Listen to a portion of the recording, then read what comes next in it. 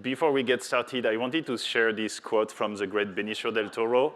I would rather die than use generative AI. And I think this is beautiful, poetic, maybe a little bit dramatic. But if you've been anywhere online recently, this is shockingly common. And I think we're in this moment right now when people are not just skeptical about AI, I think they are emotional, they are scared, and they are absolutely certain. And that's why when brands start to launch campaign with AI, usually the comment section under this post are like battlefield. And this is something we experienced firsthand with our recent campaign with a hot topic. And so this is what I'm going to share with you in the next 7 minutes. So I'm going to share everything, the backlash, the chaos, and how this very same campaign went into outperforming every single expectation, sell 10 times unit in a record time. But before we get this started, I'm going to quickly introduce myself. I'm Benjamin Benichou. I'm a visual artist and creative director. I've been doing this for the past 20 years, so like way before AI.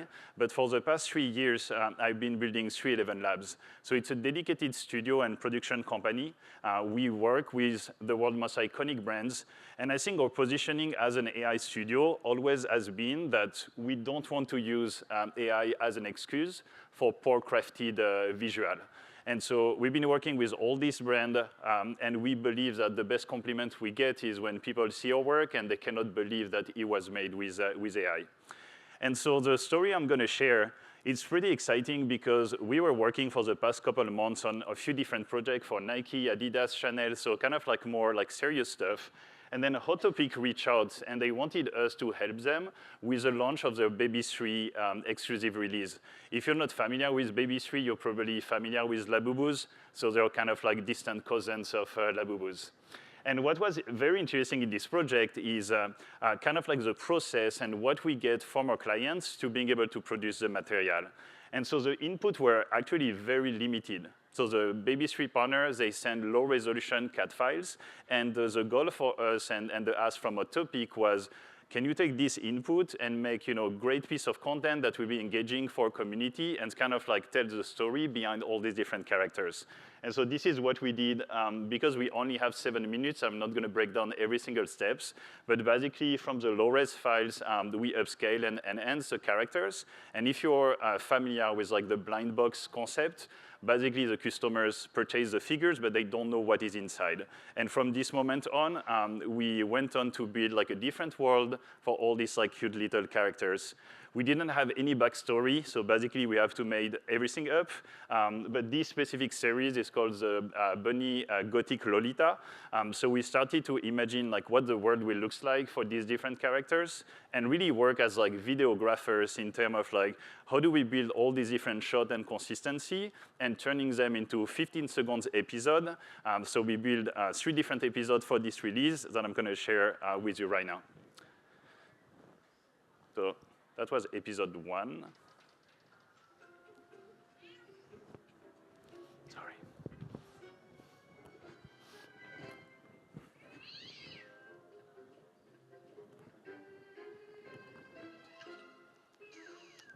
So the first episode was really about introducing the first character, building her environment, and just creating like a cute little scene that we thought the community will love and share massively on social. And then we work on the second episode.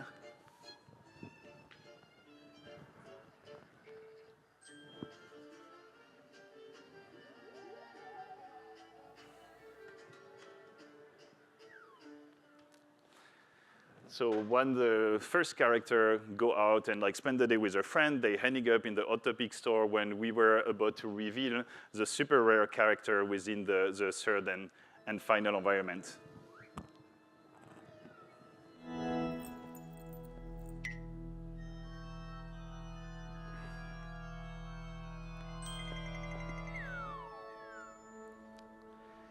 And so when we finish these like first 3 episodes, Like everyone in the studio was like super happy about it. Like we spent maybe a week on this. So generating the content, building the story, doing the sound effects.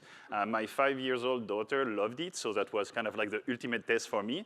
Then we sent it for the clients. Clients loved it as well. So they didn't ask for any change. They were, this is perfect. We're going to go live with it. But this kind of like proud and exciting moment didn't last for too long because the minute we actually shared the first episode on their social, we received like over 200 messages of like anti-AI comments under the piece. And one thing that was, obviously that always hurts, even if you've been doing this for a while. But we are also worried, especially wondering on the first episode, like how those people know? Like that could have been like stop motion, that could have been something else, like it wasn't AI slop. We spent a lot of time to kind of like building the consistency and the story. And we really thought that the client will not move forward with posting the 2 other episodes. But they did. So they posted the 3 episodes. I was a little bit anxious to, text them and kind of like figuring out how they feel about these things. And we really thought that that's going to be our first and last experiment in the cute baby 3 world. But then, kind of like the day of the drop, we received this message from our clients, which was like a very interesting because, again, that was the first time that they were able to build this type of storytelling and material to promote the launch. They usually sell 50 units online. They sold 500 within the first day and over 7,000 in store. The only difference with this drop was for the very first time, they were not just sharing a CAD file and a Photoshop edit, but this type of like video. And I think for us, that was like a big validation. I know not everything is about business and sales, but for this type of project, usually it's a little bit about that. But what was interesting is to realize that like everything on social media, you're seeing kind of like the most vocal people first and like the comments. A lot of the comments were not actually criticizing the piece of content, which I think we would have preferred. They were just like, anti-AI. This is AI, we don't want that. But I feel the vast majority of people on social that actually consume the content, they probably didn't even check the comments and they went on and purchased this like baby 3 figure. So where do we go from here? I think there is like 3 elements or like takeaway. I think this is kind of like, oversaid, but like the fact that rejections always precede adoption. I think we're like in this phase right now where everyone is putting AI under like one big bucket. We're hearing terrible news about massive layoff and this type of things. So I feel when creators are like using AI, part of their community, you're kind of like putting everyone inside the same bucket. But I think that as we're seeing more tool like Adobe and like all these platforms injecting AI into the products, it's not going to be a conversation anymore about are you using AI or not as a creative. It's going to be everywhere.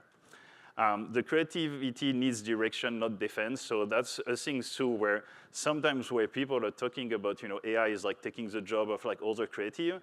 I think it's a little bit hypocrite and interesting because our studio is like full of creative people.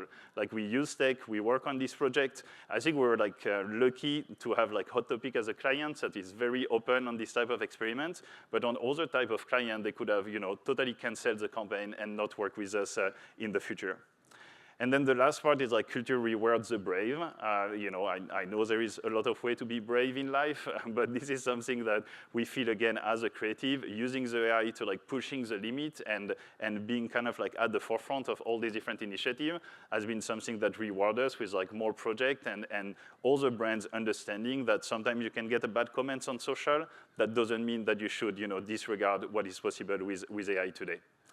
And as a conclusion, I will be hosting a session at 2:20 in the machine stage. So it's going to be a 30-minute session. I'm going to be able to answer all the questions you might have on this project, but I'm also going to share 2 other case studies, one with Paris Saint-Germain, one with Lacoste. So if you're interested to learn more about how these brands are adopting AI and what are kind of like the potential and the limitation today, please join me at 2:20 so I'm not just by myself in this room.